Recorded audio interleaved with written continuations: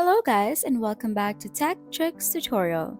In today's video, I'll show you how to import media into Davinci Resolve.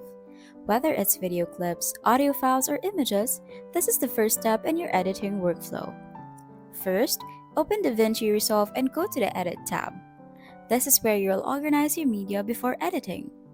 Now open the media pool.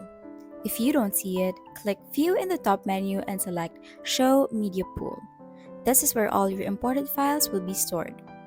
To import your files, you have two easy methods. Drag and drop.